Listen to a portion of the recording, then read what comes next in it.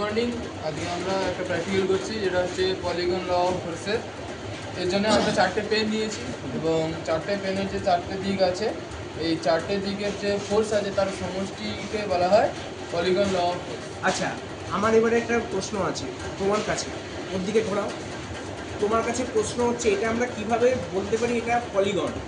Polygon মানে তো একের বেশি আমরা জানি, তাহলে এটা ব্যাখ্যা করো। দুয়ের বেশি হলে সেটা পলিগন হচ্ছে, কারণ এটাকে কোঅর্ডিনেট ত্রিভুজ বা চতুর্ভুজ বলা হয়। হুম।